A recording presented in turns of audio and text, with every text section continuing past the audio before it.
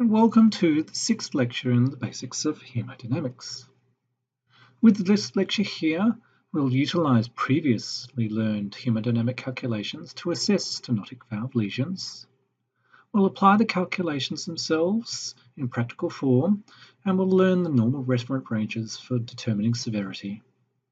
We'll review the limitations and assumptions associated with these methods for valvular evaluation, and we'll introduce a new principle of the pressure half-time. These may also be used to evaluate stenotic lesions, not just regurgitant ones. Again, the principle of hemisphere applies, knowing that the volume of blood within this dome will also pass through a narrow orifice. So we have our equation: effective orifice area is 2 pi r squared times the velocity associated with aliasing and the velocity of blood moving through the stenotic lesion. This is all fine except for when accessing atrioventricular valves, particularly the rheumatic valve with rheumatic stenosis. In this pathology, the valve leaflets billow in direction of the flow, a bit like sails in the wind, so there is an effective funnel shape during the flow. To measure the radius from the leaflet orifice and place a dome over the top makes an assumption of a formed hemisphere incorrect. The actual area within this would be less. And so to do this, we include alpha, which is the angle divided by 180 to correct for it. And we can see that in this instance here. So we don't have a perfectly flat area, we've got a funnel shape here. So we measure the first alias for our radius, and then we also measure the angle.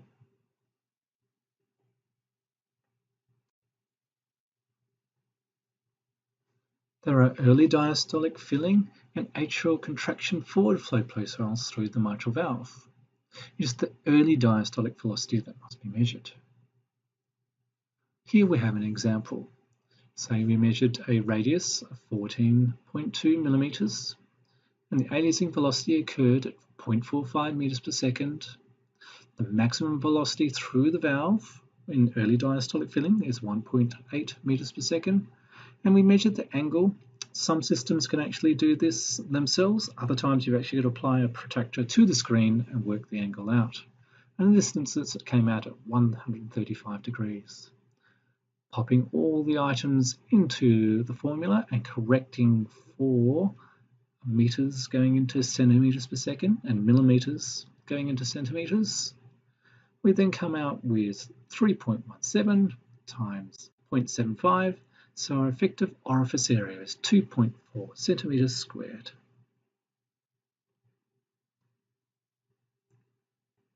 The applicable PISA considerations that were for regurgitation also apply here for stenosis. In addition to this, we must understand that the orifice, particularly for mitral stenosis, is elliptical in shape and not circular. Thus, a hemisphere will only approximate the volume of blood within the dome, which we can't actually correct for. Now that angle is introduced, there is a potential for incorrect measurement, and as mentioned, that some ultrasound systems do not have this capability as part of their measurement package. A protractor is placed on screen and manual alignment may be required. We must also consider that the mitral valve is saddle-shaped, thus measuring in one view may not be an overall representation of the angle as formed in stenosis.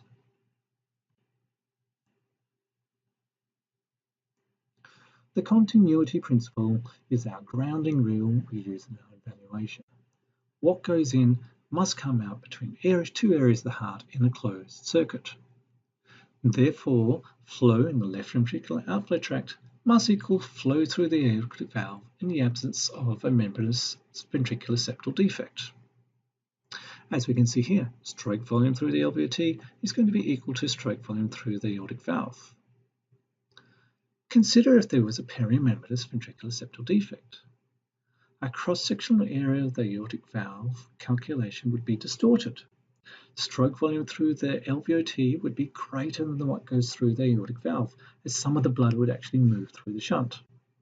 The aortic valve area would be larger than expected, leading to an underestimation of the stenosis severity. Mathematically, the principle is demonstrated here. We know stroke volume is equal to the cross-section area times velocity time integral. We know that the cross-section area can be further broken down to 0.78 times the diameter squared. So we say what goes in must go out. The stroke volume through the left ventricular outflow tract must equal the stroke volume through the aortic valve. And expanding both sides, we get this. When we're working with our formulas, we want to work out the cross-sectional area of the aortic valve. So we rearrange our calculation. So it works out to be the cross-sectional area of the LVOT times the velocity time integral of the LVOT divided by the velocity time integral of the aortic valve. The diameter half is the radius of the left ventricular outflow tract. To minimize the effect of the assumption that the left ventricular outflow tract is uniform in size, it is important when evaluating the aortic valve that this measurement is made in mid-systole during flow. The VTI is obtained by placing pulse wave Doppler in the left ventricular outflow tract at the valve level and moving the sample volume backward towards the apex to minimize flow acceleration and remove valve clicks, or basically leaflet motion. Using the machine measurement tool, we draw around the flow, thus capturing the entire range of velocities over a period of time. The velocity time integral of the aortic valve is obtained by placing continuous waves through the valve and obtaining alignment most parallel with the flow. This means investigation from multiple windows, such as the apical, suprasternal, supraclavicular, and right parasternal windows. However, the location for the probe placement is not limited to these. A subcostal or left parasternal window may offer the best alignment. Finally, a good sonographer will always use the continuous wave probe for the investigation. It is considered bad form to use the standard imaging probe alone, as the CW probe will obtain the same velocity, if not higher, due to its design and purpose. In this example here, we can see something that's been obtained from an apical window where we've got a downward directed flow. And on the one on the right here, we can actually see a forward directed flow, as we'd expect to see from a right parasternal window. Putting the continuity equation into practice, we take down the measurements. So we have our left ventricular outflow diameter at 20 millimeters, the velocity time integral of 12.3 centimeters, and an aortic velocity time integral of 26.5. Have a go at working it out yourself. Press pause now and resume once you're done.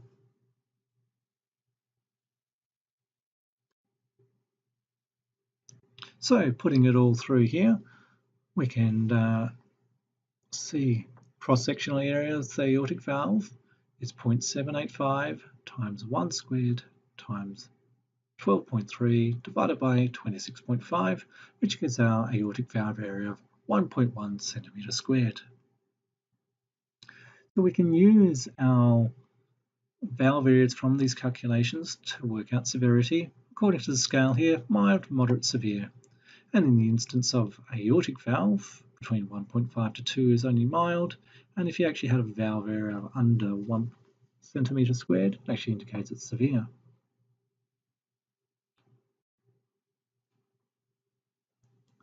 So expected findings that we see with valvular stenosis. Consider aortic stenosis. There is increased effort to push a forward stroke volume through the valve. The maximum velocity will be increased and the flow duration may decrease. In response to the increased effort, the left ventricle will hypertrophy. Associated with this is the secondary finding of diastolic dysfunction. Through progression of many disease states with increasing severity, we will see abnormal relaxation of the left ventricle, then move to reduced myocardial compliance, and then markedly reduced compliance. A common 2D finding that we'll find with aortic stenosis is aortic root and ascending aortic dilatation.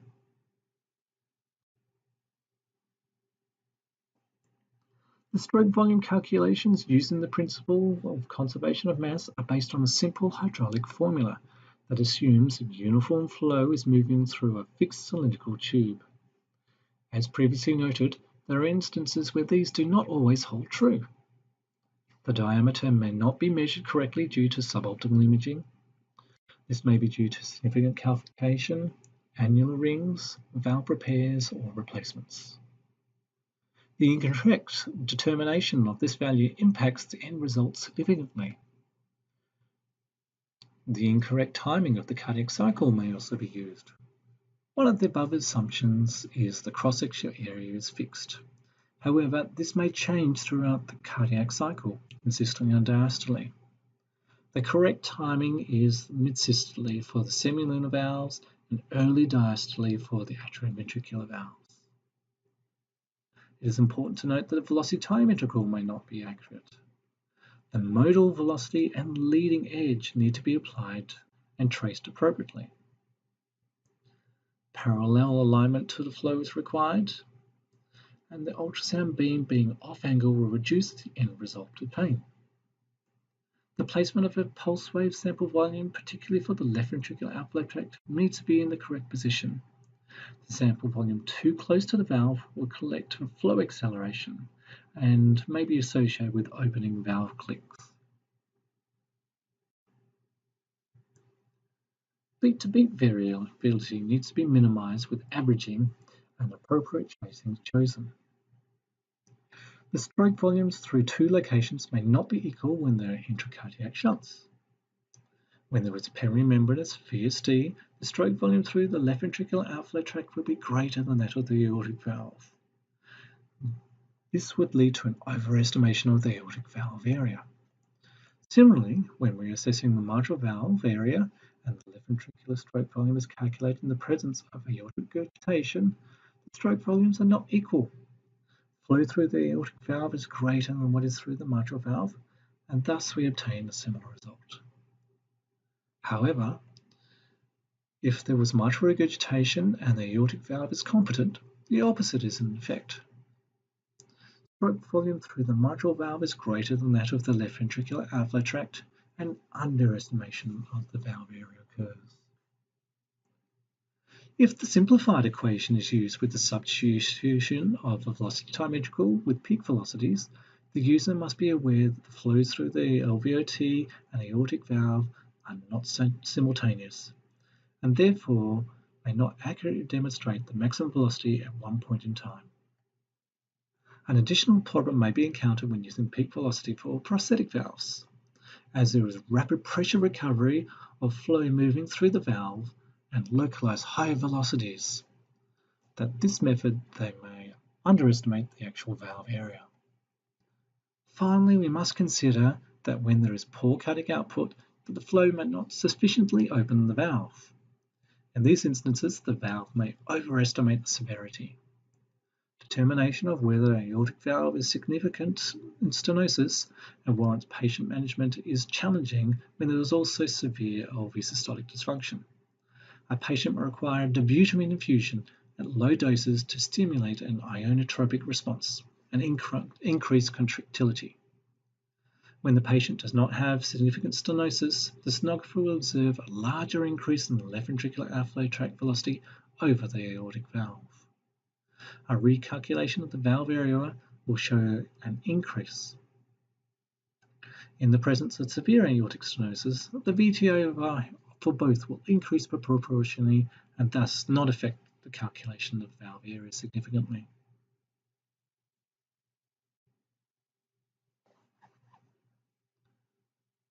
Now we can investigate the pressure half-time use for mitral stenosis. The use of a deceleration slope for mitral inflow wave profiles may be utilized to determine the deceleration time and from that, pressure half-time estimations for the mitral valve area.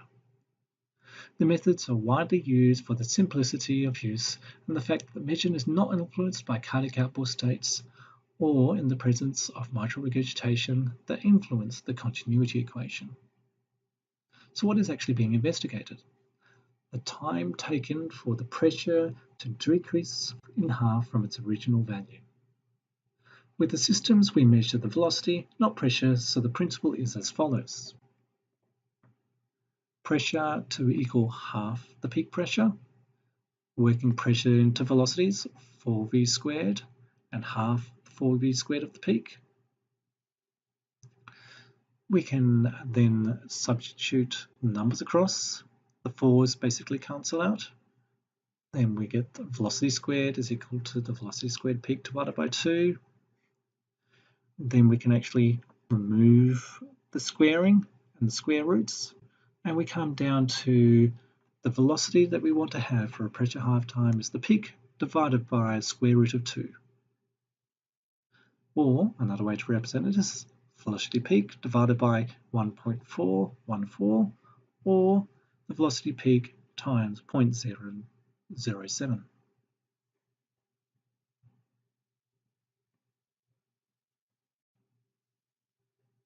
Fortunately, the ultrasound system works this all out for us. All we simply need to do is measure the deceleration slope. The relationship is that the pressure decreases in half is 29% along the slope.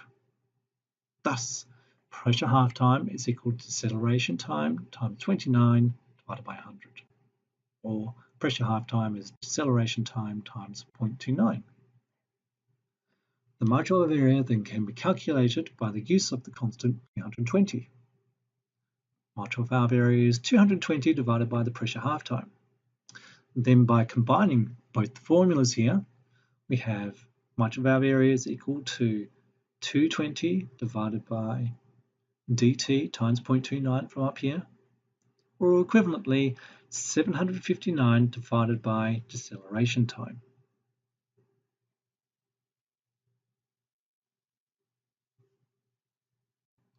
Of course, there are considerations and limitations that also apply with this principle. Sometimes a mitral flow inflow profile can be difficult to obtain a true trace for the early diastolic filling, and thus the resulting deceleration slope. In some instances, the deceleration slope may look like a ski slope. So where does the sonographer actually make their assessment? So where possible, the user must use the mid portion of a deceleration slope. So if we have our deceleration slope looking like this, we want to take the mid portion and measure our deceleration slope as measured so. Diastolic dysfunction is a topic we will cover shortly. This disease process in its later stages can actually lead to heart failure in the presence of good systolic function. These are a result of prolonged relaxation and/or reduced ventricular compliance. In prolonged relaxation, as we can predict, the deceleration slope will be increased, falsely indicating a greater severity of stenosis. Conversely, when reduced ventricular compliance is observed, the flow into the ventricle is short, and thus a short deceleration slope is obtained. Significant aortic regurgitation will influence the mitral inflow profile. Aortic regurgitation occurs in diastole, so both flows contribute to the filling of the volume of the left ventricle. This shortens the duration of flow from the left atrium, and as with reduced compliance, the deceleration slope is shorter than expected, leading to an overestimation of the valve area. In the presence of an atrial septal defect, blood may move through in the direction of the shunt into the right atrium or through the stenotic mitral valve. As flow will take the path of least resistance, significant blood flow may move through the shunt and thus reduce maximum velocities of the mitral flow profile, and thus the deceleration slope that is measured. Also, immediately after mitral valve balloon, valvuloplasty, or cardioversion, left atrial compliance and function will be affected. It is not appropriate to perform the pressure half-time calculation in these instances.